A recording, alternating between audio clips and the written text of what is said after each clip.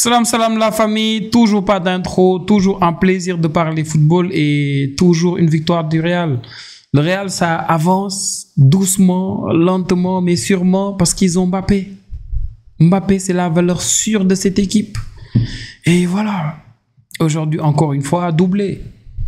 2 matchs du Real, 4 buts, 3 de Mbappé, une passe décisive de Vini aujourd'hui, plus un but. Vini, bon, il fait pas forcément son meilleur match aujourd'hui. Ok, il est décisif, mais personnellement, avant le but, même après la passe décisive, je trouvais personnellement que Rodrigo faisait un meilleur match que lui. Il était très intéressant en première mi-temps. Lui aussi, Rodrigo ne faisait pas son meilleur match naturellement. On l'a connu bien meilleur que tout ça. Mais n'empêche, je pense que ça a fait un peu de bien à Vini de démarrer sur le banc, laisser Rodrigo sur le côté, après de venir en deuxième période pour Vini, quand Real Oviedo, ils étaient un tout petit peu fatigués, surtout en fin de match.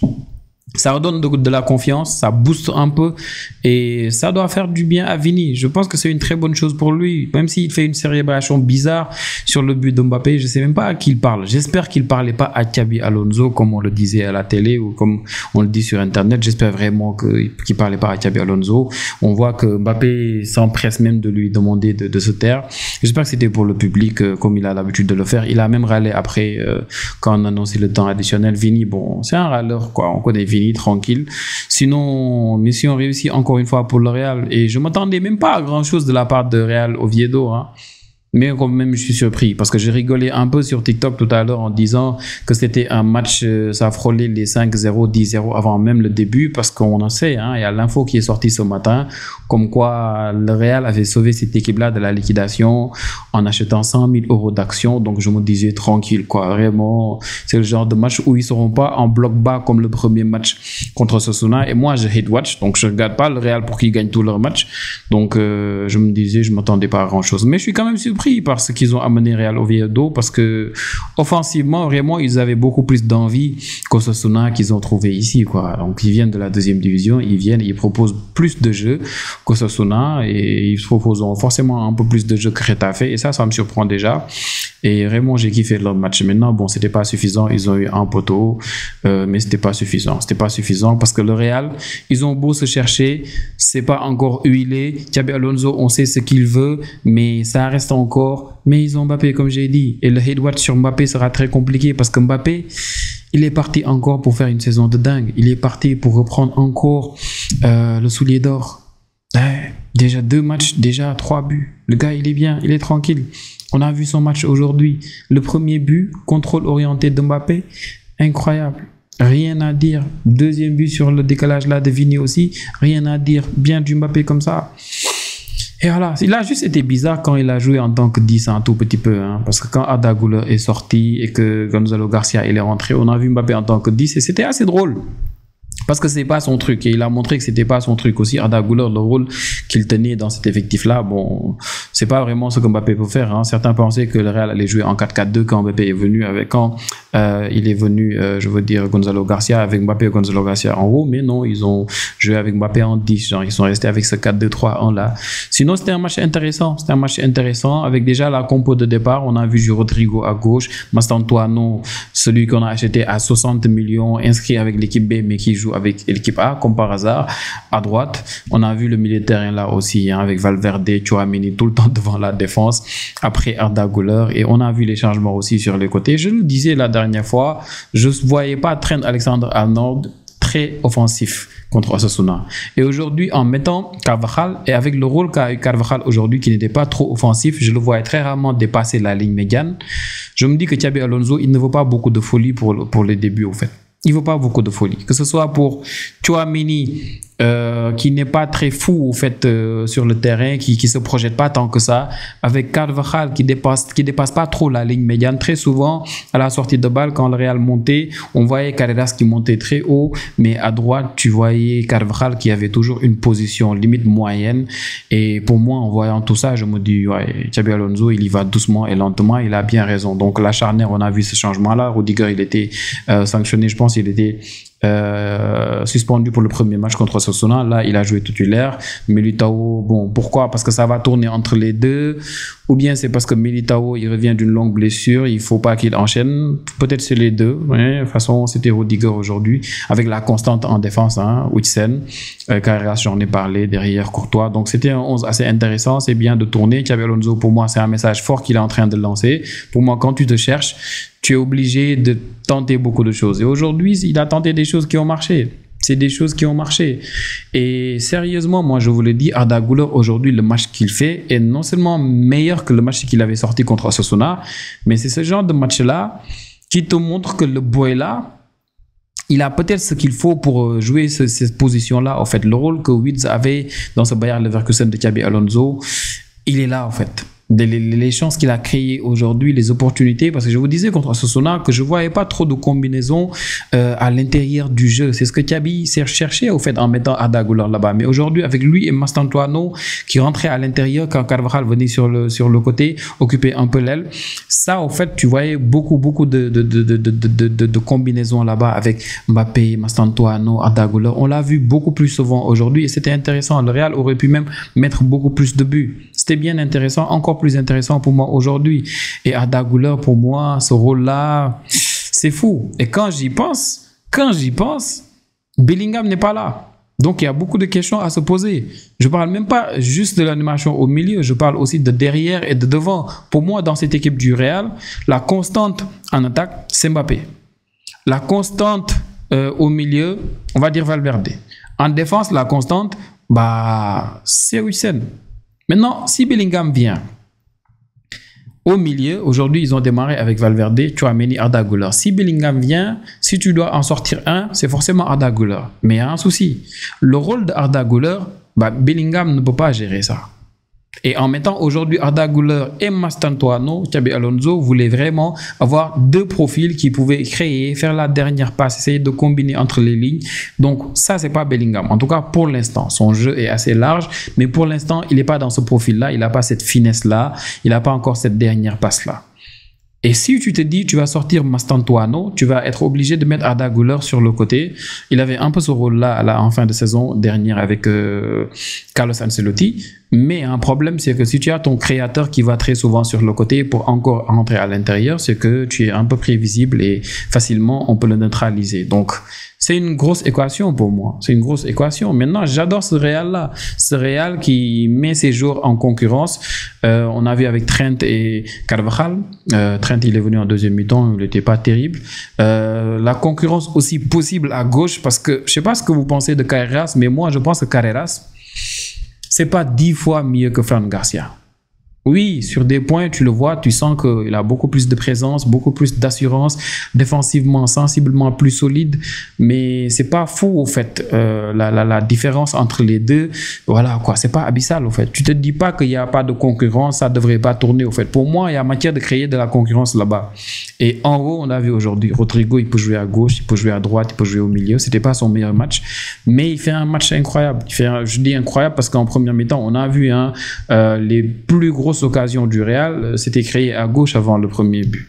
Les plus grosses occasions, il y a eu des frappes qui étaient revenues sur Arda Güler qui n'a pas pu enchaîner, les actions où ça parlait, où c'était pas des corners, où ça parlait de faute ici, penalty là-bas, la plupart c'était Rodrigo qui rentrait dans la surface et Raymond qui essayait tout le temps de combiner soit avec Mbappé ou bien de se faufiler entre deux joueurs.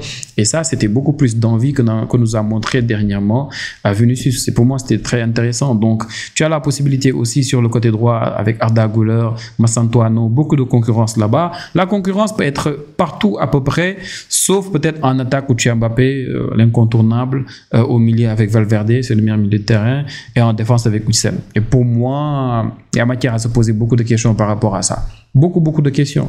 Maintenant, bon, on a plus aimé la deuxième mi-temps naturellement, il y avait beaucoup plus de jeux, c'était beaucoup plus ouvert parce qu'ils avaient déjà pris un but et ils m'ont assez énervé un peu quand même par moment. Rondon surtout, l'attaquant, ils m'ont un peu énervé, même s'il était assez seul des fois dans les contres, mais des fois il essayait de se la jouer assez solo, revenait pas forcément derrière et aujourd'hui ils ont montré beaucoup d'envie, je lisais tout de suite Real Oviedo pour une équipe qui vient de la deuxième division. Il y a beaucoup de clubs en Liga contre le Real qui se fatiguent plus autant, qui n'ont plus autant d'envie offensivement. leur meilleure occasion de ce match-là était ce tir-là de leur milieu de terrain. Le gars qui a mis la tente là, je pense, s'appelle Seko ou quelque chose comme ça. Très belle frappe. Du plat du pied, je pense, et ouais, dommage, c'était le poteau, mais n'empêche, je pense ils ont pas été mauvais, ils ont vraiment pas été mauvais, ils se sont lâchés un peu en fin de match et ça se comprend, mais c'était un plaisir de voir Santi Cazorla qui avait offert à cette équipe-là la montée. C'est lui qui avait mis le penalty dans ce match de barrage-là, on s'en rappelle. Et quand il rentrait, on a vu Eric Bailly sur le banc. Bailly, heureusement qu'il n'a pas joué parce que l'activité que j'ai vue de la défense de Real Oviedo, je ne connais pas la forme d'Eric Bailly. Je ne sais même pas, ça fait quelle année, je ne sais même pas la dernière fois que j'ai regardé un match complet de Bailly, c'était quand, mais il faisait beaucoup de bourdes. Peut-être que c'est derrière lui, mais heureusement qu'il n'a pas truqué. Maintenant, bon, comme je disais, le Real, il va lentement, mais sûrement. Actuellement, c'est ce que je vois moi perso. Ils y vont lentement, mais ils y vont sûrement. Maintenant, c'est pas toujours ça. Parce que, tu vois, le match, tu sais que le Real, ils peuvent mettre beaucoup plus de buts que ça. Comment Real Oviedo, ils sont sortis pour faire le jeu aujourd'hui. Je vois beaucoup d'équipes, et je ne parle pas juste du Barça, qui en face de ce bloc-là, surtout quand tu as cette disposition-là de cette équipe du Real-là devant la défense de Real Oviedo, qui allait mettre le paquet, au fait, qui allait mettre le paquet. Très sérieusement. Donc le Real, ils sont bien lancés, c'est bien, mais bon, c'est juste Osasuna et Real Oviedo. On va voir ce que ça va donner. Le prochain match, je pense, c'est contre Real Sociedad. Et Real Sociedad, quand même, là, même si, bon, la saison dernière, ils s'en sortaient très facilement. On l'a vu, même en Coupe du Roi. Donc, cette saison, on va voir ce que ça va donner parce que c'est toujours Real Sociedad. Il y a des équipes, ça va toujours te fatiguer. Tu n'y peux rien. C'est la Liga. Real Sociedad, Rayo Vallecano. Surtout Villarreal, ils sont dans une forme. J'ai regardé à peu près 15-20 minutes de leur match contre Girone. Non, c'est une folie. C'est une folie. Vraiment, il y a des équipes, ils vont nous fatiguer. Et nous, le Barça, au prochain match, 3e journée, on a Rayo Vallecano, pour vous dire. C'est quelque chose. Mais c'est bien. Ça promet. C'est la 2e journée seulement. Le Real a joué Osasuna promu. Attention, non. Le prochain match du Real, c'est pas Rayo Vallecano. Le prochain match du Real, c'est Mallorca, je pense. C'est Mallorca, ouais. Le prochain match du Real, c'est Mallorca. Donc, le Real, ils ont joué au premier match Osasuna. Là, ils ont joué une équipe promue. Nous, au premier match, on a joué Mallorca. Et on a joué une équipe promue hier, Levante. Donc, tranquille. Le Barça, comme le Real, ça commence doucement. Après, ça va un peu monter pour nous. Parce que Rayo Vallecano, surtout à l'extérieur, bon, ça va un peu monter, crescendo. Pour le Real, ce sera à domicile contre Mallorca, comme je le disais. Donc, Mallorca, c'est pas fou, hein. Croyez-moi, c'est pas fou. Juste quand tu joues contre le Barça, je l'ai dit hier, tu as forcément des occasions parce que voilà, avec la ligne haute de nous, même quand tu veux pas avoir d'occasion, on va te laisser ta chance. À toi de bien te coordonner, de bien aligner et après on verra. Et c'est ce que, parlant de coordination, ça me revient. Mastantuano, il en a manqué un tout petit peu aujourd'hui de coordination avec Mbappé et c'est très normal. Je disais, ça se cherche. Arda Güler a plus de repères maintenant entre les lignes et c'est très normal. Maintenant, parlant des faits de jeu qui sont survenus, surtout les pénaltys dont on parle et tout ça, moi, en rapide comme ça, en direct, je me suis dit, Tchouaméni, il y a pénalty. Moi, en direct, je me suis dit, Tchouaméni, il y a vraiment quelque chose. Pourquoi? Parce que je me dis, le but de Mbappé, ok, ça rentre, mais il y a un souci, c'est qu'il y avait faute. Il a fallu voir 2 fois les ralentis, il a fallu que je les revoie pour me dire, ah ok, non. Il touche la balle d'abord. Mais apparemment, le règlement de la Liga ne dit pas forcément que si tu touches la balle d'abord, c'est pas grave, la faute elle est correcte. Et pour moi, il y avait matière à revenir sur ça. Dommage que la VAR n'ait pas appelé l'arbitre. C'est très dommage. Et il y a eu d'autres actions qui ont été litigieuses pour certains. Sur Rudiger, l'arbitre aurait pu tirer penalty, la VAR aurait pu l'appeler. Mais regardez la malice de Rudiger. Moi, les gens qui n'arrivent pas à comprendre Rudiger, les gens qui se disent, peut-être ils se disent, je m'en fous, Rudiger, on sait qu'il fait des choses, mais on joue toutes les choses à fond. Parce que Rudiger, à chaque corner, c'est la même chose.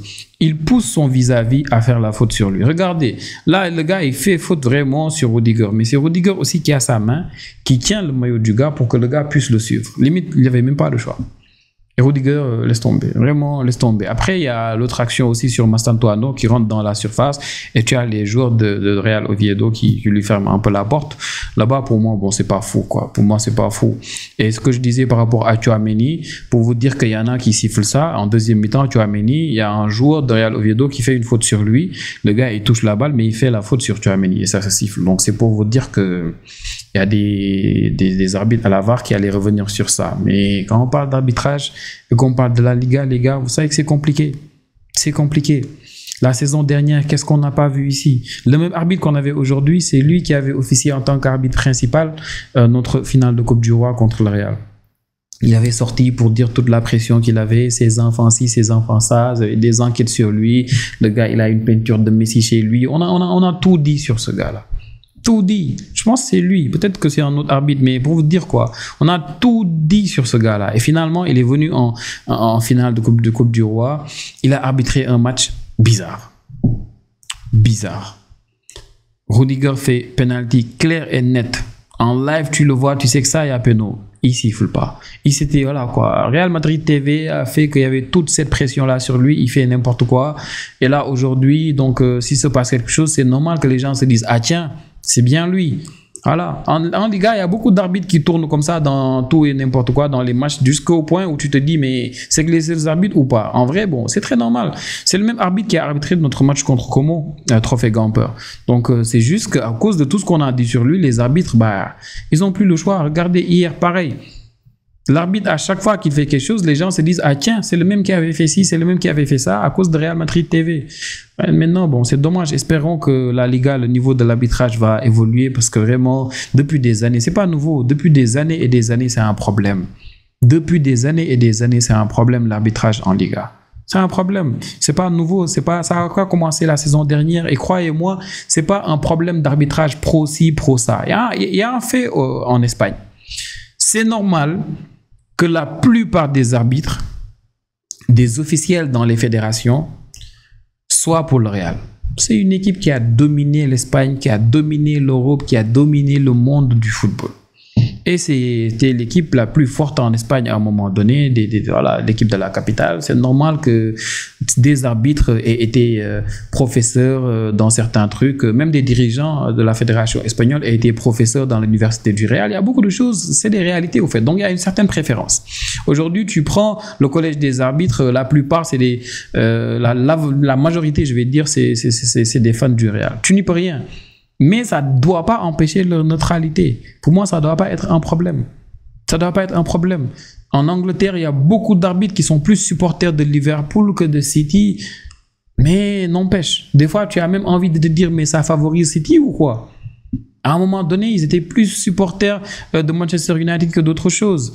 Il y a même beaucoup plus, limite, moi j'ai envie de dire, de transparence en Angleterre parce qu'ils font maintenant l'effort de donner les clubs que supportent les arbitres pour que les supporters, ou bien ceux qui vont regarder le match, puissent avoir cette visibilité-là. Mais en Espagne, rien n'est fait. Rien n'est fait. L'arbitrage, laisse tomber. Vous avez vu le scandale avant le début de la saison sur celui qui devait contrôler, je ne sais même plus quoi, à la VAR, un supporter du Real affiché qui avait des photos avec Pérez et tout ça. Voilà. On vit à une époque où il y a des choses où maintenant les gens peuvent prendre les devants, faire des trucs, voir la visibilité Internet et tout ça. Juste quand je vous dis tout ça, imaginez il y a 10 ans, 20 ans, c'était comment? Ah, c'est une folie. Bref, comment vous avez trouvé le match? Dites-moi, hein, peut-être que je me trompe sur mon analyse, comme j'ai l'habitude de le dire. Dites-moi, vous, ce que vous en pensez. Et s'il vous plaît, les gars, n'oubliez pas d'aimer la vidéo. N'oubliez pas de vous abonner. Et surtout de laisser des commentaires, même si c'est pour dire n'importe quoi. Ça m'aide beaucoup pour le référencement. Sinon, les amis, on se retrouve pour la prochaine vidéo. Prenez tous bien soin de vous. Ciao, ciao.